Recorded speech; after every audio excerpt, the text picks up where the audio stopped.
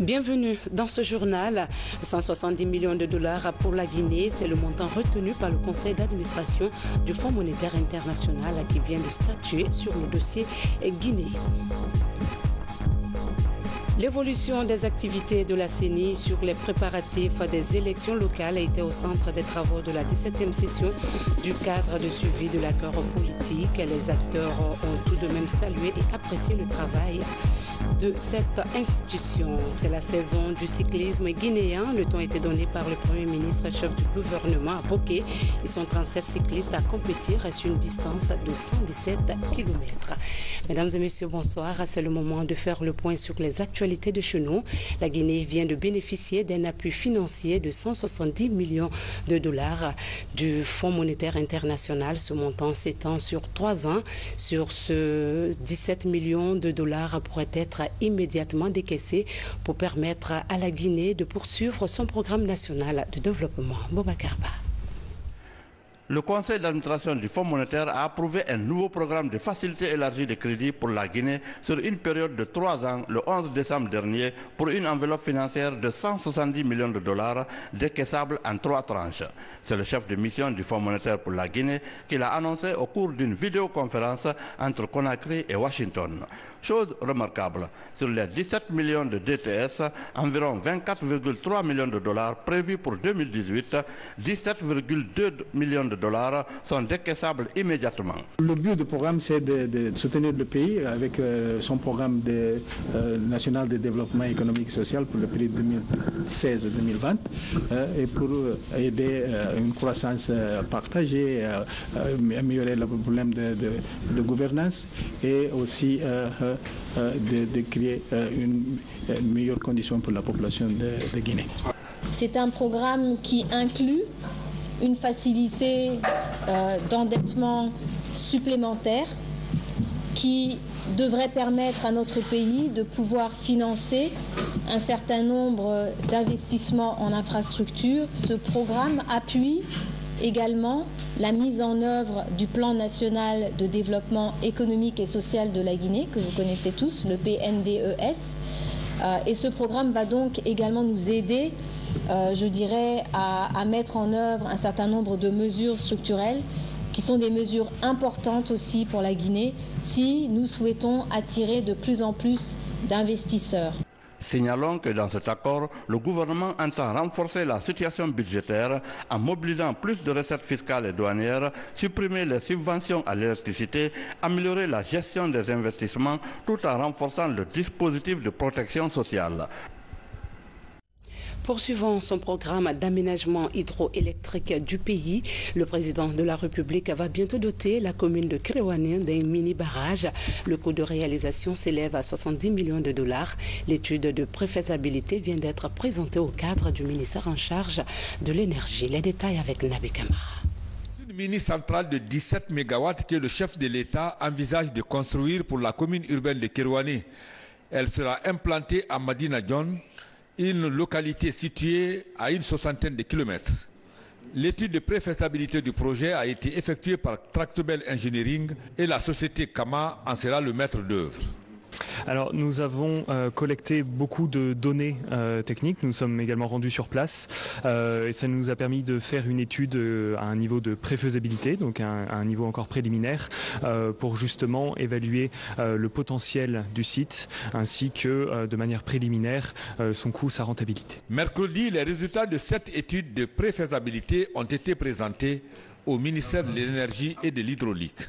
L'objectif premier, c'est quoi? C'est de recueillir les différentes recommandations des différents spécialistes en la matière qui permettront de corriger éventuellement les points qui sont à corriger dans ces rapports et de prendre en compte des éléments qui ne seraient pas pris en compte dans le cadre de ces premières études-là. Il y a Kama qui a demandé, qui a sollicité à réaliser effectivement le site de Madina sur le Djan. C'est tout à fait normal parce que la loi l'admet. Il y avait avant la loi sur le BOT, une loi de 1998 qui censure l'intervention du privé dans la réalisation des infrastructures. Et cette loi, elle est générale. Mais tout dernièrement, en 2017, il y a eu une nouvelle loi qu'on appelle loi PPP qui abroge la loi BOT de 98 et qui donne pratiquement les mêmes facilités aux partenaires publics et privés pour pouvoir aider l'État dans la réalisation des grandes infrastructures. Le coût de réalisation de la mini-centrale de Madina-Djon à Kerouané est estimé à 70 millions de dollars. À présent, suivons l'évolution des activités de la CENI sur les préparatifs des élections locales. C'était au cours des travaux de la 17e session de suivi de l'accord politique. Cependant, les acteurs ont salué le travail effectué par cette institution, même si par ailleurs des remarques sont faites pour la réussite du processus. Mohamed Lamine Camara. Les travaux de cette 17e session du comité de suivi de l'accord politique sont axés essentiellement sur l'état d'avancement des activités de la CENI. À ce jour, des avancées sont enregistrées sur le terrain, notamment les missions de relocalisation des électeurs et le réajustement des bureaux de vote. En dépit des remarques relevées par certains participants, des efforts ont été consentis par la CENI. Le RPG est en train de travailler dans toutes les 342 circonscriptions pour que nos candidats soient en norme pour aller aux élections locales prévues le 4 février 2018. Actuellement, nous sommes sur la gestion des candidatures. À ce niveau, il faut relever qu'il y a un certain nombre d'inquiétudes par rapport à la mobilisation de tout ce qui est documents administratifs et juridiques.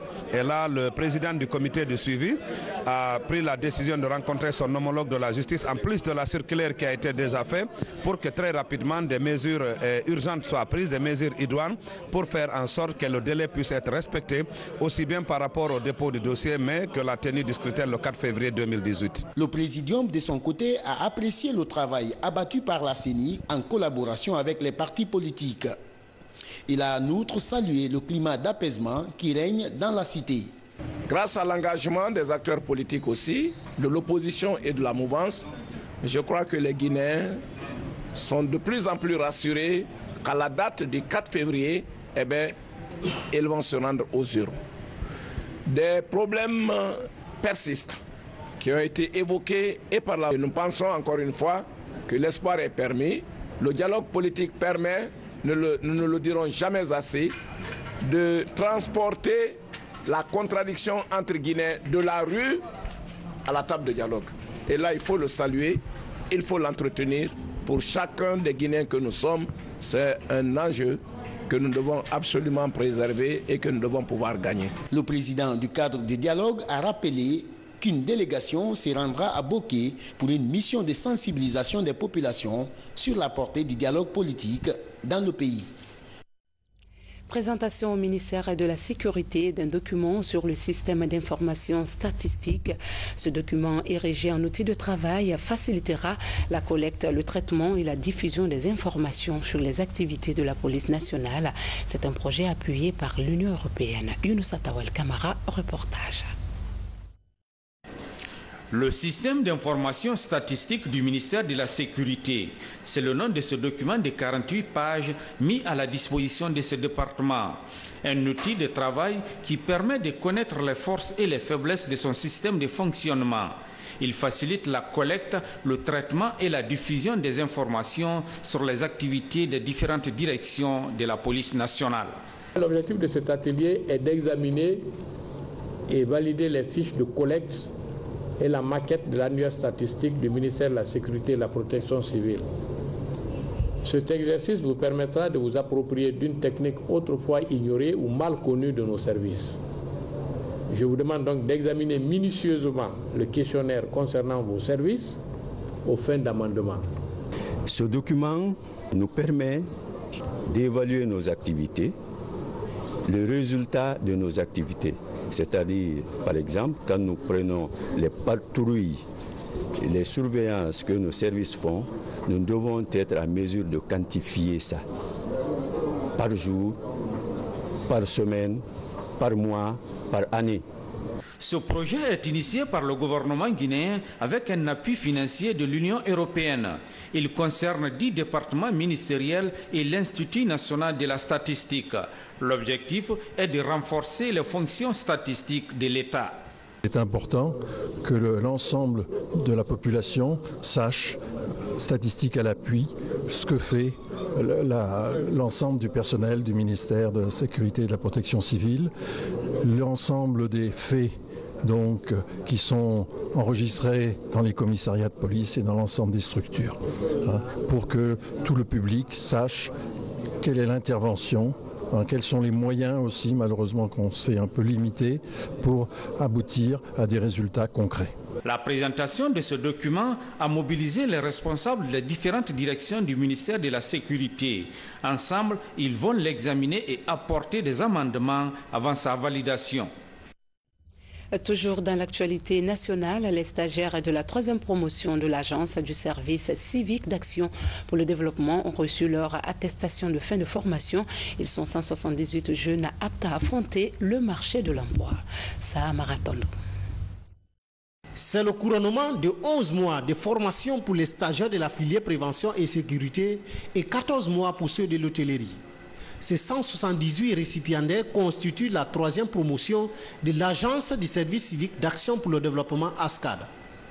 Avec ces certificats d'aptitude professionnelle, ces jeunes se disent prêts à faire valoir leurs compétences sur le marché de l'emploi devenu concurrentiel. La période que j'ai passée à la formation ici, je l'ai fait en cause de quelque chose.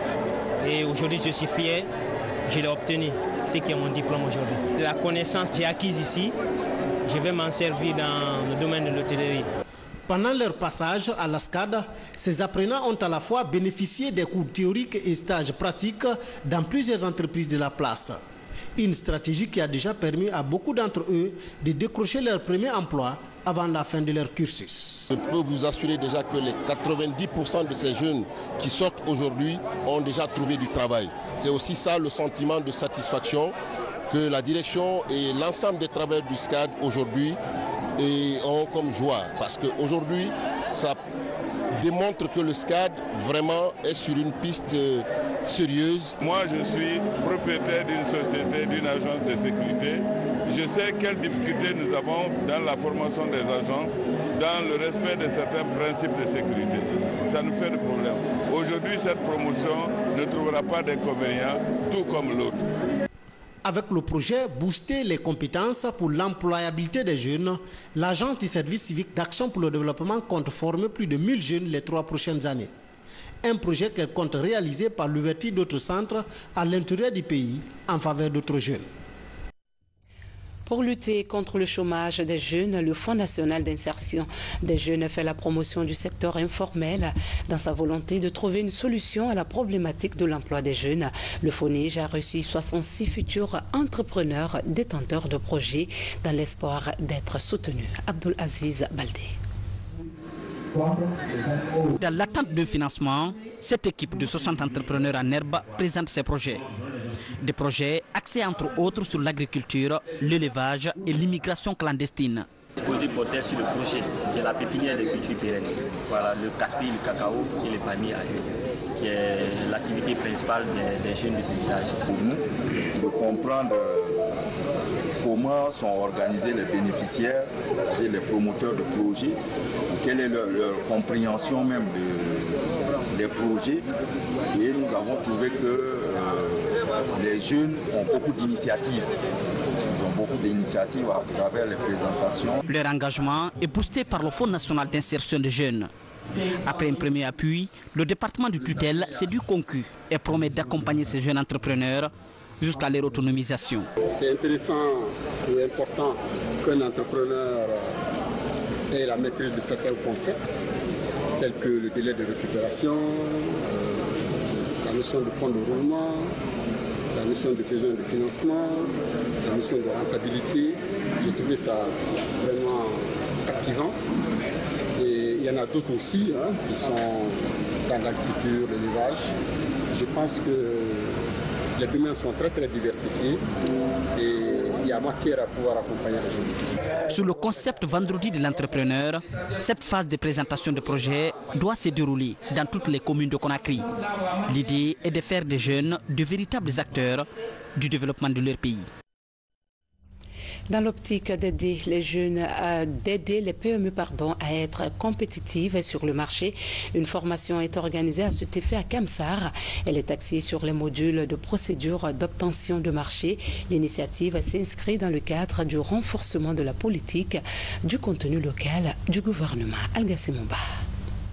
Ils sont employés, entrepreneurs, responsables de PME et élus locaux. Tous apprennent les modules de procédure d'obtention de marché et la tenue de la comptabilité des états financiers.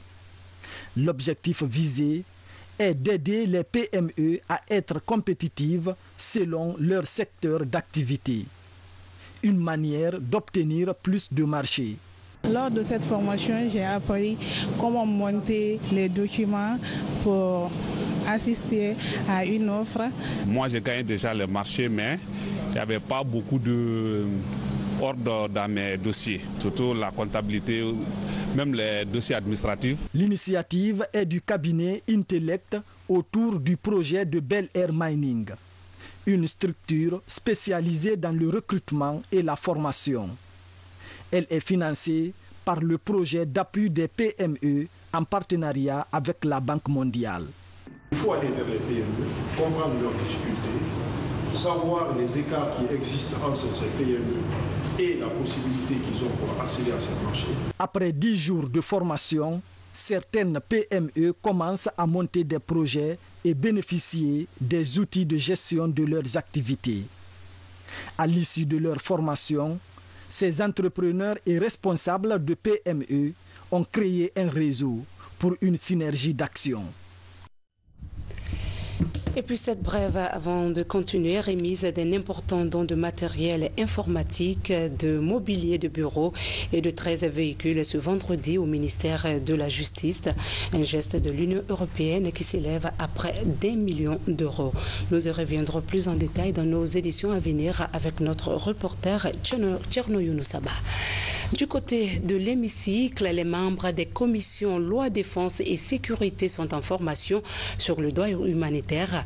Initiés par la Croix-Rouge, les parlementaires sont outillés sur la mise en œuvre des conventions internationales, notamment le rôle du Parlement dans la protection des droits humains. Djamokaba. La maîtrise des conventions internationales est un outil indispensable pour les députés guinéens. Pour ce faire, les membres des commissions loi, défense et sécurité approfondissent leurs connaissances sur le contenu du droit international humanitaire, DIH, un programme de la Croix-Rouge guinéenne qui vient renforcer les capacités des élus du peuple. Si on parle du droit international humanitaire, il est contenu dans une foultitude de conventions internationales. Donc, ces conventions-là, il ne suffit pas seulement de les signer ou de les ratifier, mais il faut les mettre en œuvre. Pour mettre en œuvre les conventions internationales, un travail de fond est attendu des parlementaires, parce qu'eux-mêmes, ils peuvent faire des propositions de loi au niveau de l'Assemblée. La mise en œuvre et l'exécution du droit international humanitaire relance le mécanisme de contrôle et de répression des violations des droits humains. À cet effet, un guide pratique est mis à la disposition des parlementaires. L'ouvrage présente les mesures de prévention pour alerter de nouvelles violations. Notre rapport sera vraiment de tout faire pour que la mise en œuvre du droit international humanitaire soit connue, aidée et réalisée surtout par les parlementaires. C'est très important pour nous parce qu'il s'agit des citoyens guinéens. Cette formation en droit international humanitaire est donc un véritable tremplin pour l'éradication du fléau des épanchements de la barbarie humaine auxquels on assiste souvent avec émoi à l'occasion des différents conflits d'une certaine envergure. Cette fois, le compte à rebours est engagé. Ces députés des commissions loi, défense et sécurité se disent résolument déterminés à l'application systématique des prescriptions des conventions du DIH, une mesure qui devrait apporter à la Guinée de nombreux avantages tels que la mise en place d'une commission nationale chargée du DIH pour révolutionner le processus de réglementation. Le gouvernement guinéen débloque 17 milliards de francs guinéens pour l'achat des médicaments antirétroviraux et consommables. Le geste est accompagné d'un appui logistique de 3 véhicules en vue d'une meilleure prise en charge des personnes vivant avec le VIH-Sida. Soro de Kera nous signe ce reportage. C'est un don composé de véhicules tout-terrain ainsi que des médicaments et consommables. Il vise à améliorer les conditions de traitement et de suivi des personnes vivant avec le VIH-Sida. Les médicaments antirétroviraux ARV sont offerts par le gouvernement guinéen et les engins roulants par le Fonds mondial à travers son programme de lutte contre le sida, le paludisme et la tuberculose. La coordination nationale de prise en charge sanitaire de la pandémie et les différentes antennes du centre DREAM sont les principaux bénéficiaires. Pour répondre aux besoins, au moins à 90% des besoins du patient, il faut aller à l'encontre du patient. Et pour faire ça, il faut se déplacer, aller sur le terrain. Je pense que ce véhicule nous permettra d'aller auprès des patients, répondre aux besoins du patient. D'une valeur de 18 milliards de francs guinéens, cet appui fait suite à certaines sollicitations du CNLS, Comité national de lutte contre le sida. Au nombre des attentes, garantir la disponibilité des ARV antirétroviraux sur l'ensemble du territoire national après la perte des stocks de la pharmacie centrale de Guinée dans l'incendie du mois de juin dernier. Quand une personne est infectée par le virus du sida, cette personne est condamnée à prendre ces médicaments à vie. Et quand la personne prend son médicament correctement, tel que ça a été prescrit et indiqué par le médecin, et qu'il n'y a pas de rupture, dans un intervalle de 3 ans, la charge virale de cette personne est indétectable. Ça veut dire quoi? Que cette personne recouvre 100% sa santé et que la personne ne représente plus une menace pour la population pour contaminer les personnes saines. Le taux de prévalence du VIH en Guinée est estimé à 1,5%, l'un des plus bas de la sous-région ouest-africaine. Le Comité national de lutte contre le sida compte intensifier l'information et la sensibilisation pour réduire ce taux. Le stockage et la distribution de ces engins et intrants sont confiés à la pharmacie centrale de Guinée, PCG. Dans l'actualité également, le kilomètre 36 a constitué le clou de la semaine de mobilisation sociale contre le viol sur les filles mineures. 200 femmes ont été déployées dans cette campagne de sensibilisation contre les violences faites aux enfants. Ce programme vise à renforcer les mesures préventives. Safia Toukonde nous en dit plus. C'est en fanfare que le PK36 et ses 10 secteurs reçoivent l'équipe de Dr Makale Traoré. Elles sont du réseau des femmes africaines ministres et parlementaires et de la coalition des femmes et filles de Guinée. Au nombre de 200, elles ont pris d'assaut les quartiers du kilomètre 36 pour clôturer la semaine de mobilisation sociale lancée depuis une semaine. C'est un fléau qui est en train de fatiguer les familles en Guinée. Le viol d'une jeune fille est une chose, c'est un crime. Donc nous vous accompagnons dans cette campagne porte à porte que vous êtes en train de faire. Depuis le lancement de cette campagne, ces dames bravent les quartiers les plus enclavés de Conakry pour passer leur message, celui de préserver la vie et l'honneur de la jeune fille. L'équipe là est venue, la sensibilisation là est là pour aider nous les femmes. Comme on dit en Soso, donc vraiment ça vient nous aider, on le fait pour soi-même. Même après la semaine de la sensibilisation, petit à petit, nous on va continuer même avec le voisinage. La semaine de sensibilisation sociale contre le viol de filles mineures prend fin.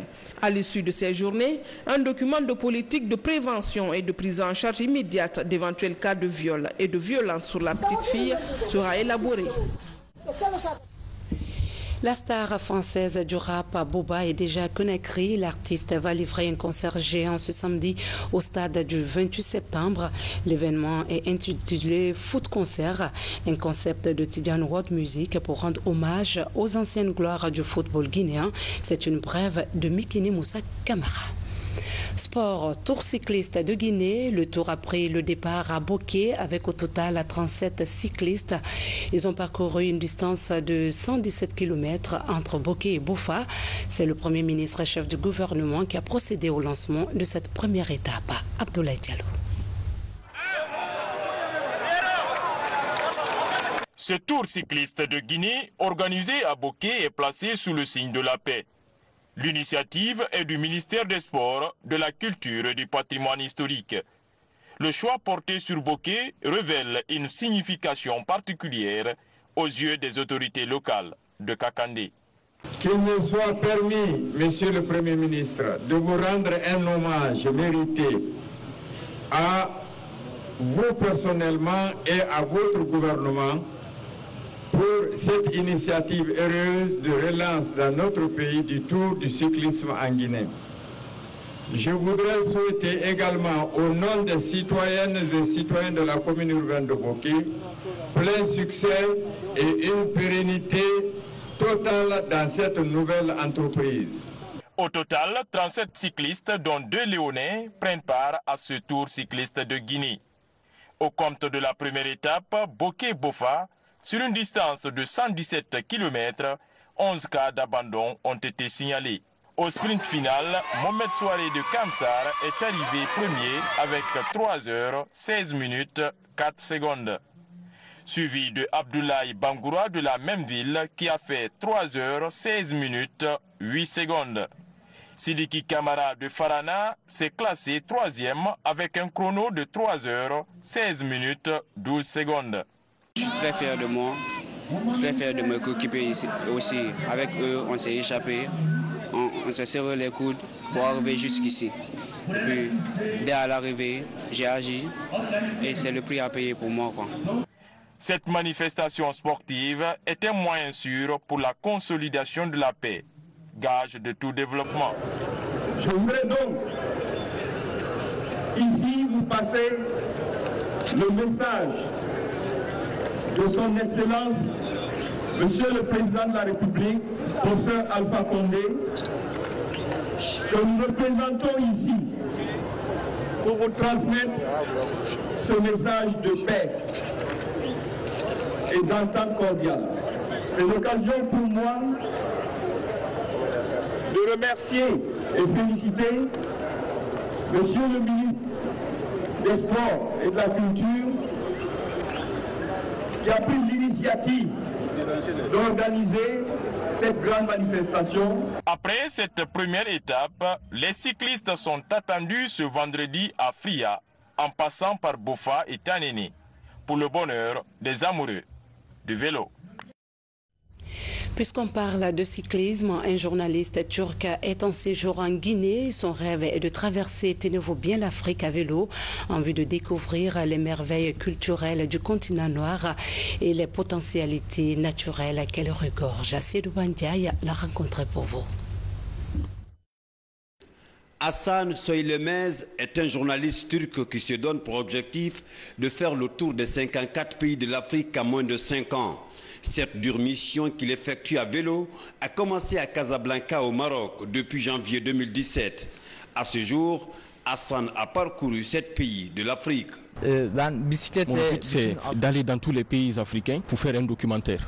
C'est de demander à tous les Africains c'est quoi leur rêve et c'est quoi leur espoir. Il dit parce que tous les documentaires qu'il a vus sur l'Afrique, personne n'a demandé le rêve des Africains et leur espoir.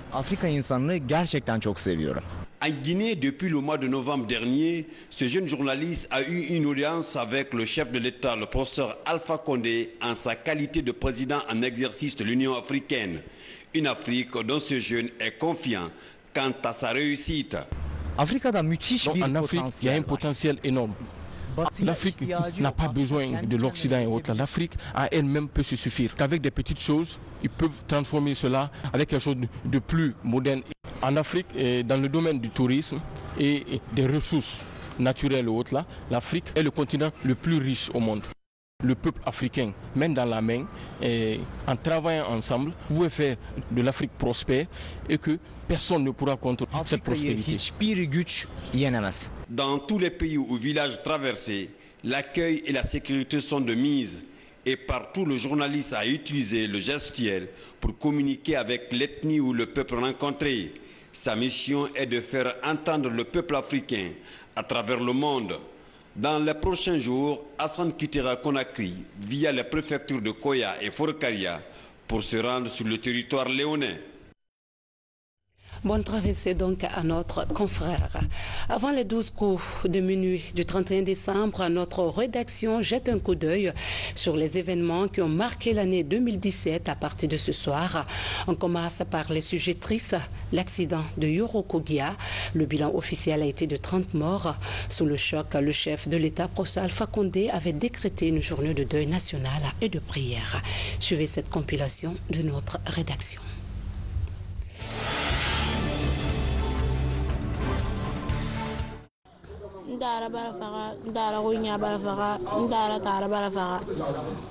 Elle a 15 ans et vient d'échapper à la mort. Ce matin, pendant qu'elle retrouve ses esprits, Mariam pleure la fin tragique de ses sœurs et cousines. Avec certains de ses frères rescapés de l'accident de Yoro Kogia, Mariam est terrifiée.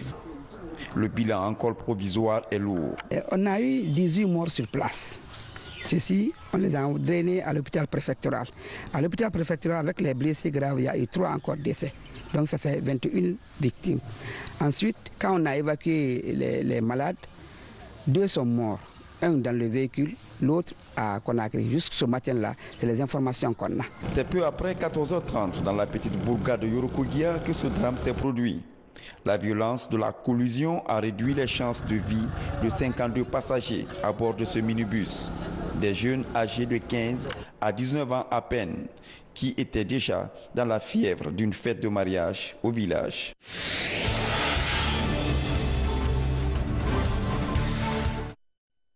Au CHI Ignasdine, 17 blessés des 2 accidents de la circulation survenus à Dubreka suivent des soins intensifs. Pour maximiser leurs chances de survivre, une équipe de spécialistes en traumatologie travaille pour leur meilleure prise en charge. Voilà, depuis leur arrivée, ils sont pris en charge déjà, ils reçoivent des médicaments. C'est pourquoi du jour au jour, il y a une certaine amélioration de leur état. Et parmi eux, il y a certains qu'on doit préparer aussi pour le bloc opératoire. Et d'autres, on va les traiter orthopédiquement. Et après ce traitement, ils pourront rentrer à la maison. Mais pour le moment, on garde tout le monde et puis on fait un bilan. Et ceux-là qui doivent rentrer au bloc, on va les préparer. Et Inch'Allah, si tout va bien, à partir de la semaine prochaine, on va commencer à faire les actes opératoires. En mémoire des 31 autres morts de ces drames routiers, une journée de deuil national est observée ce vendredi.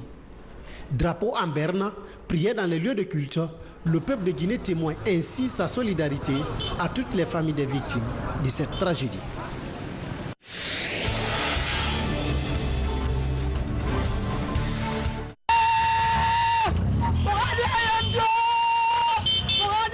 Les morts de la tragédie de Yoro Kogia se reposent au milieu de ces arbres. Tous, à l'exception du chauffeur du minibus et son apprenti dont les corps sont rendus à leur famille à Conakry. Le gouvernement, avec à sa tête le Premier ministre, est venu exprimer sa consternation et témoigner de la solidarité de la nation.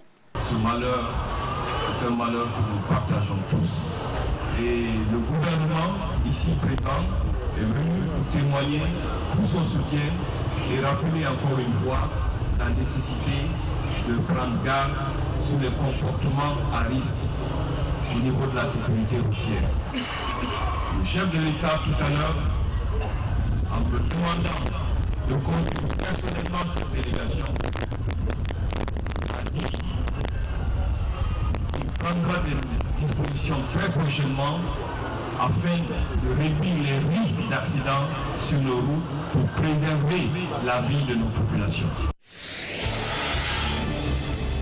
Que leur âme repose en paix. À la suite de ces événements douloureux, une campagne de sensibilisation sur la sécurité routière a été organisée sur l'axe Conakry-Koya-Dubreka. Un plan d'urgence de 3 mois lancé, suivi des états généraux de la sécurité routière. Ainsi prend fin cette édition. Merci de l'avoir suivi. Excellent suite de programme et surtout soyez tolérants et vigilants dans la circulation. Bonsoir à tous.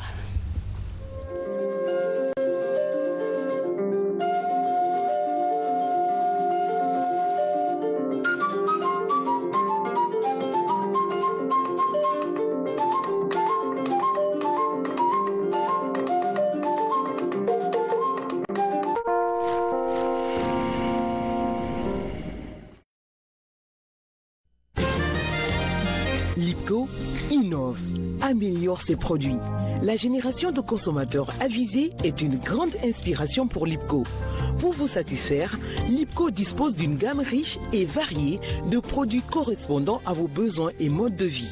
Lipco dispose dans sa galerie des meubles de bureau, des tables, des coffres-forts, des meubles de maison importés mais aussi fabriqués en Guinée. Tables à manger, des lits de toutes catégories, des appareils électroménagers, des frigidaires, des congélateurs, des écrans plats à 3 dimensions et d'autres types d'appareils. Des literies, des articles de décoration. Lipco a des matelas orthopédiques. Lipco